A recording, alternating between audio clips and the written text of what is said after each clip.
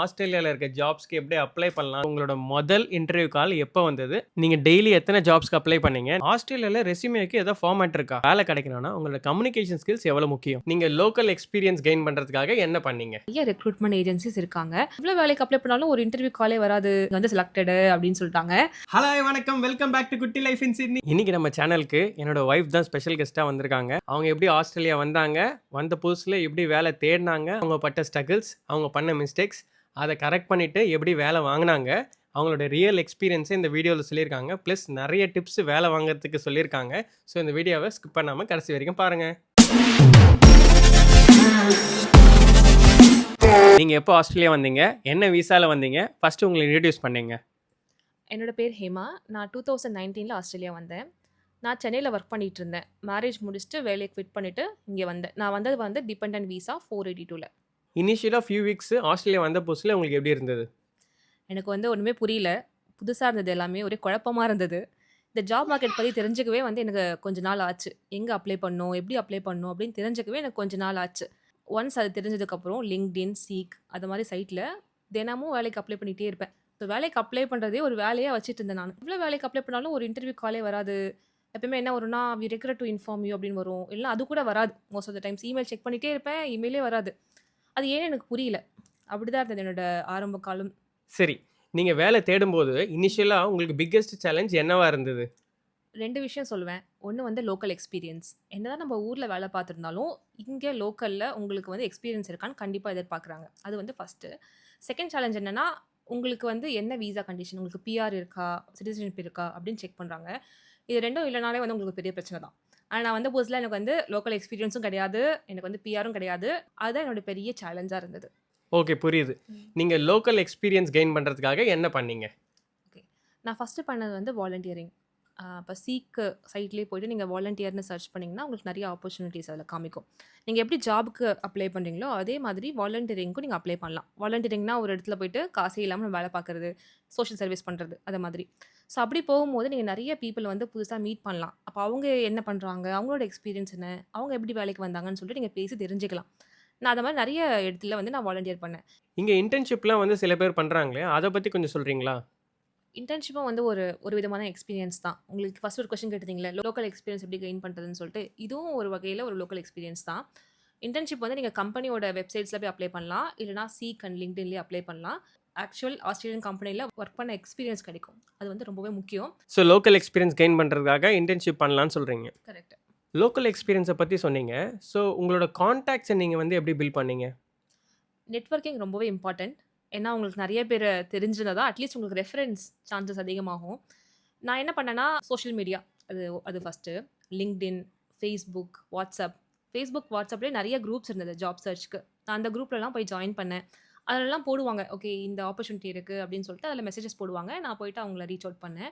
ஃபேஸ்புக்லேயே வந்து இந்தியன்ஸ்க்கு நமக்குன்னே ஒரு நிறைய கம்யூனிட்டி இருக்குது. அதுக்கப்புறம் வந்து இம்பார்ட்டன்ட் வந்து லிங்க்டின் நான் என்ன பண்ணேன்னா, ஆரம்பத்தில் வந்து எப்படி போய் ஒருத்தவங்க ரீச் அவுட் பண்ணுறது எனக்கு தெரியல. ஆனால் நான் என்ன பண்ணேன்னா, பரவாயில்ல நம்ம வந்து ஹெசிடேட் பண்ணக்கூடாது, தயக்கம் இல்லாமல் நம்ம போய் ரீச் அவுட் பண்ணணும். ஏன் நமக்கு வேலை வேணும்னா நம்ம கண்டிப்பாக நாம் தான் போய் கேட்கணும் அப்படின்னு சொல்லிட்டு நான் ஃபஸ்ட் என்னோட கனெக்ஷன்ஸை பில்ட் பண்ண ஆரம்பித்தேன். எப்படின்னா, சிட்னின்னு போட்டுருவோம் லொக்கேஷன் போட்டுட்டு ஹெச்ஆர் ரெக்ரூட்டர்ஸ் அப்படின்னு நான் சர்ச் பண்ணேன்னா, பக்கத்தில் இருக்க ஹெச்ஆர் ரெக்ரூட்டர்ஸ் தான் எனக்கு காமிப்பாங்க. நான் அவங்களுக்குலாம் போய் கனெக்ஷன் ரெக்வஸ்ட் கொடுப்பேன். சும்மா கனெக்ஷன் ரெக்வஸ்ட் கொடுக்க மாட்டேன். என்னை பற்றி ஒரு இன்ட்ரடக்ஷன் மாதிரி கொடுத்துட்டு, அதுக்கப்புறம் ஐ லைக் டு கனெக்ட், உங்களுக்கு கூட கனெக்ட் பண்ணணும்னு ஆசைப்பட்றேன் அப்படின்ற மாதிரி நான் கொடுத்துருவேன். லிங்க்டின் வந்து ஒரு சூப்பரான பிளாட்ஃபார்முங்க. நிறைய கனெக்ஷன் நீங்கள் பில்ட் பண்ணலாம். மெயினாக வந்து நிறைய ஹெச்ஆர் கூட நீங்கள் டேரெக்டாகவே கனெக்ட் பண்ணலாம். அதன் மூலிமா நீங்கள் ஈஸியாக வேலை கிடைக்க வாய்ப்பு உண்டு. இவங்க வந்துட்டு ஆஸ்திரேலியாவில் இருந்துட்டு ஆஸ்திரேலியாவில் இருக்க ஜாப்ஸ்க்கு அப்ளை பண்ணிட்டு இருந்தாங்க. ஆனால் உங்களில் நிறைய பேர் வெளிநாட்டில் இருந்து ஆஸ்திரேலியா எப்படி வரலாம், ஆஸ்திரேலியாவில் இருக்க ஜாப்ஸ்க்கு எப்படி அப்ளை பண்ணலாம்னு சொல்லிட்டு யோசிச்சுட்டு இருப்பீங்க. ஃபஸ்ட்டு ஆஸ்திரேலியன் பிஆர் இருந்தால் இங்கே வந்து நீங்கள் வேலை தேடிக்கலாம். செகண்டு, சில பேர் வந்து இங்கே ஸ்டூடெண்ட் வீசாவில் வந்துட்டு படிச்சுட்டு அதுக்கப்புறம் வேலை தேடுறாங்க. ஆனால் உங்களில் நிறைய பேர் வந்துட்டு எந்தவித வீசாவும் இல்லாமல் இருப்பீங்க. அப்போ நீங்கள் என்ன பண்ணலாம்? உங்களோட ஸ்கில் வந்து ஆஸ்திரேலியாவோட ஸ்கில் ஷார்ட்டேஜ் லிஸ்ட்டில் இருக்கான்னு சொல்லிட்டு செக் பண்ணுங்கள். அந்த வெப்சைட்டோட லிங்கை வந்து நான் உங்களுக்கு டிஸ்கிரிப்ஷனில் கொடுக்குறேன். அந்த சைட்டில் உங்கள் ஆக்குபேஷனை போட்டிங்கன்னா எந்தெந்த ஸ்டேட்லாம் வந்து உங்கள் ஆக்குபேஷன் ஷார்ட்டேஜ்னு சொல்லிட்டு உங்களுக்கு வரும். அத பேஸ் பண்ணி உங்க ப்ரொஃபைல்க்கு ஏத்தா மாரி அந்த ஸ்டேட்ல இருக்க ஜாப்ஸ்க்கு நீங்க அப்ளை பண்ணலாம். அப்படி நீங்க அப்ளை பண்ணும்போது ரேண்டமா அப்ளை பண்ணாம, ஜாப் டிஸ்கிரிப்ஷன தெளிவா படிச்சு பார்த்துட்டு, சில இடத்துல மென்ஷன் பண்ணியிருப்பாங்க. பிஆர் அண்ட் சிட்டிசன்ஸ் ஒன்லி அப்ளைன்னு. அந்த மாரி ஜாப்லாம் நீங்க அப்ளை பண்ணாம, விசா கண்டிஷன் எதுவுமே எதிர்பார்க்காத ஜாப்ஸ்க்கு நீங்க அப்ளை பண்ணீங்கன்னா, அந்த மாரி வேலைகள் உங்களுக்கு கிடைக்கிறதுக்கான வாய்ப்புகள் அதிகம். மெயினா ஒரு விஷயம் நோட் பண்ணுங்க. உங்க ஸ்கில் வந்து ஆஸ்திரேலியால ஷார்ட்டேஜா இருக்கணும். பிளஸ் உங்க ஸ்கில் வந்து யூனிக்கா இருந்ததுன்னா, இங்க இருக்க கம்பெனியே வந்து உங்களுக்கு விசா ஸ்பான்சர் பண்றதுக்கான வாய்ப்புகள் அதிகம். இப்ப நீங்க சொன்னீங்கல்ல, ரேண்டமா ஜாப் அப்ளை பண்ணாதீங்க அப்படின்னு சொல்லிட்டு. நான் ஆஸ்திரேலியா வந்த புதுசுல அந்த தப்பு தான் நான் பண்ணேன். ஆரம்பத்தில என்ன பண்ணுவேன்னா, சாஃப்ட்வேர் QA அப்படின்னு போட்டுட்டு என்னென்ன ஜாப் வருதோ, எல்லாத்துக்கும் நான் வந்து ஒரே ரெஸ்யூமே வச்சுட்டு அப்ளை பண்ணிக்கிட்டே இருப்பேன். ஆனா, அதுதான் ஒரு பெரிய தப்பு.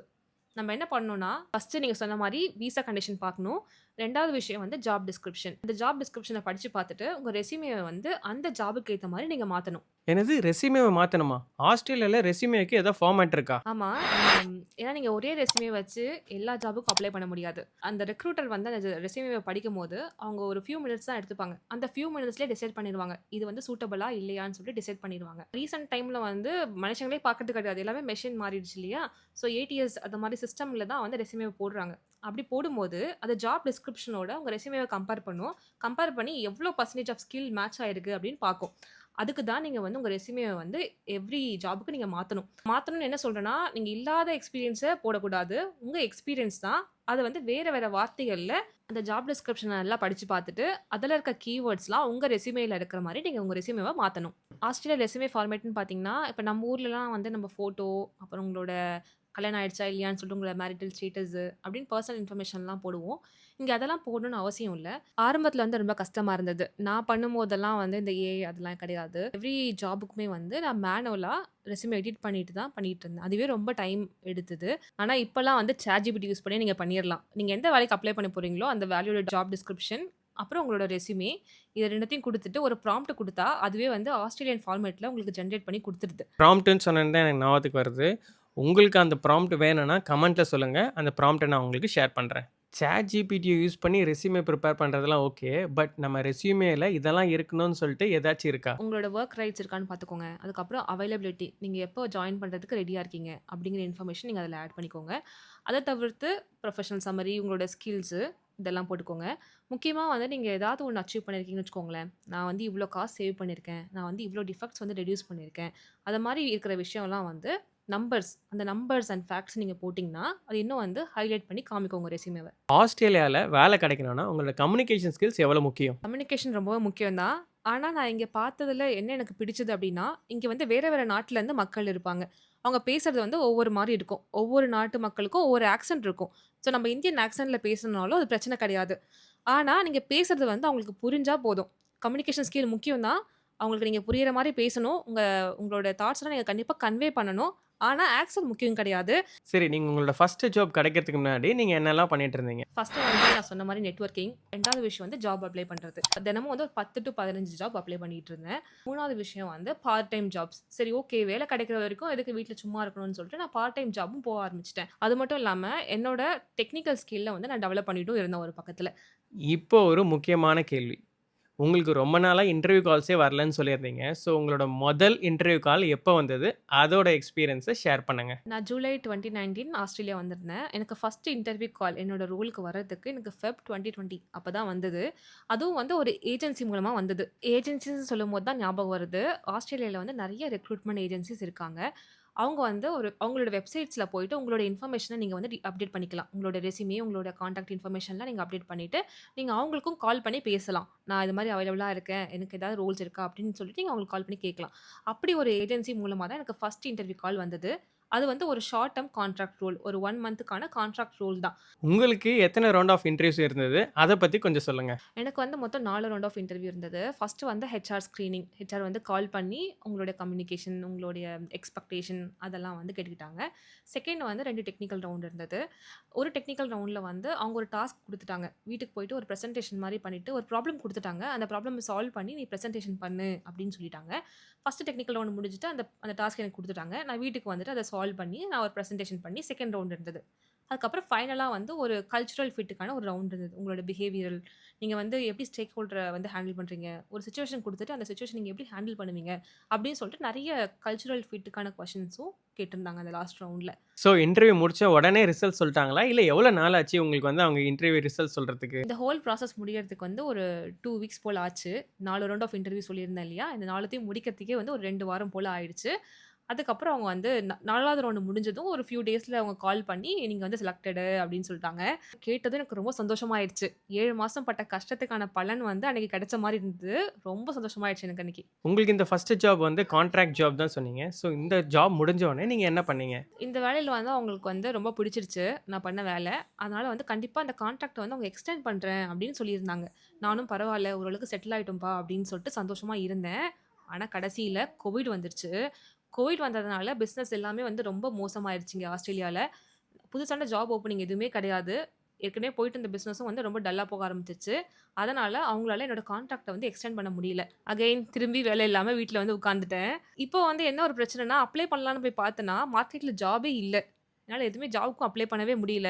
பார்ட் டைம் வேலைக்கு போலான்னு பார்த்தா கூட லாக்டவுன். வெளிய எங்கேயுமே போவே முடியாது. ஆனா அந்த 1 மாசம் வேலைக்கு போனது எனக்கு ரொம்ப ஹெல்ப்ஃபுல்லா இருந்தது. அந்த லோக்கல் எக்ஸ்பீரியன்ஸ் வச்சு தான் நான் என்னோட அடுத்த வேலைய நான் வாங்குனேன். நீங்க கோவிட் சொன்னது தான் எனக்கு ஞாபகத்துக்கு வருது. அந்த கோவிட் டைம்லலாம் பார்த்தீங்கன்னா, இங்க ரொம்பவும் கஷ்டமா இருந்தது. நெறைய பேருக்கு ஜாப் இல்லாம இருந்தது. வெளிநாட்டிலேருந்து ஆஸ்திரேலியாக்கு யாருனாலயும் வேலைக்கு வர முடியல. இங்கேருந்து வெளிநாட்டுக்கு போனவங்களும் அங்க ஸ்டக் ஆயிட்டாங்க. திரும்பவும் ஆஸ்திரேலியாக்கு வர முடியல. ஏன்னா, ஆஸ்திரேலியால கோவிட் ரெஸ்ட்ரிக்ஷன்ஸ் ரொம்பவும் ஸ்ட்ரிக்ட்டா இருந்தது. நீங்க உங்க லோக்கல் எக்ஸ்பீரியன்ஸ வச்சு வேலை வாங்கணும்னு சொன்னீங்களே, அந்த வேலை கிடைக்கிறதுக்கு உங்களுக்கு எவ்வளோ நாள் ஆச்சு? அத பத்தி கொஞ்சம் சொல்லுங்க. அதுக்கப்புறம் திருப்பி ஒரு 6 மாசம் ஆச்சு. அகைன் இன்டர்வியூ கால்லாம் வர ஆரம்பிச்சது பொறுமையா.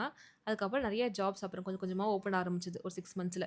இந்த முறை எனக்கு என்ன அட்வான்டேஜ்னா, எனக்கு கிடைச்ச லோக்கல் எக்ஸ்பீரியன்ஸ் அது ஒரு அட்வான்டேஜ். அப்புறம் நான் பண்ண மிஸ்டேக்ஸ்லாம் நான் இப்ப கரெக்ட் பண்ணிக்கிட்டேன். எல்லா ஜாப்க்கும் நான் அப்ளை பண்றதில்ல. எந்த ஜாப் எனக்கு சூட்டபிளோ அதுக்கு என்னோட ரெஸ்யூமே வந்து நான் டெய்லர் பண்ணி அப்ளை பண்ண ஆரம்பிச்சேன். ஸோ, அதனால எனக்கு வந்து இந்த முறை கொஞ்சம் நெறைய கால்ஸ் வர ஆரம்பிச்சது. ஒரு கான்ட்ராக்ட் ரோல் கிடைச்சது. ஒரு பெர்மனன்ட் ரோல் கிடைச்சது. இந்த பெர்மனன்ட் ரோல் வந்து எனக்கு LinkedIn மூலமா தான் கிடைச்சது. இந்த முறை எந்த ஏஜென்சியும் கிடையாது. LinkedInல டைரக்ட்டா ஹெச்ஆர் கிட்ட பேசிட்டு, அப்படிதான் எனக்கு இந்த ஆப்பர்ச்சுனிட்டி வந்தது. ஸோ, இந்த 2த்துல எத செலக்ட் பண்ணலாம் அப்படின்னு பார்க்கும்போது, இந்த முறை நான் வந்து பெர்மனன்ட் ரோல் தான் செலக்ட் பண்ணேன். ஏன்னா, அதான் நமக்கு முக்கியம். கான்ட்ராக்ட்னா எப்ப வேணா போகும். ஸோ, அதனால பெர்மனன்ட் தான் முக்கியம்னு சொல்லிட்டு, இந்த முறை நான் பெர்மனன்ட் ரோல் செலக்ட் பண்ணேன். ஒரு 5 இயர்ஸா அந்த வேலையில தான் நான் இருக்கிறேன். ஆனா இன்னொரு விஷயம் என்னன்னா, நம்ம வேலை வாங்கிட்டோம், அவ்வளோதான் லைஃப் செட்டில்டு அப்படின்னு நம்ம இங்க இருக்க முடியாது. முக்கியமா ஐடிய பொறுத்தவரைக்கும், தினமும் புது புது டெக்னாலஜி வந்துகிட்டே இருக்கு. நம்ம வேலை பார்க்குற விதம் எல்லாமே மாறிட்டே இருக்கு. அதனால நம்ம எப்பவுமே அப்ஸ்கேல் பண்றது ரொம்பவே முக்கியம். அப்படி நான் வந்து என்ன அப்ஸ்கேல் பண்ணிட்டு, லேர்ன் பண்ணிட்டு நான் QAல இருந்து இப்ப டேட்டா என்ஜினியருக்கு மாறிட்டேன். இப்ப நான் வந்து டேட்டா என்ஜினியர் தான் இருக்கேன் இங்க சிட்னில. உங்க எக்ஸ்பீரியன்ஸ ஷேர் பண்ணதுக்கு ரொம்ப நன்றி. நாங்க இந்த வீடியோல சில விஷயங்கள கவர் பண்ணாம இருக்கலாம். பட் உங்களுக்கு அந்த கொஸ்டின்ஸ் இருக்கும்.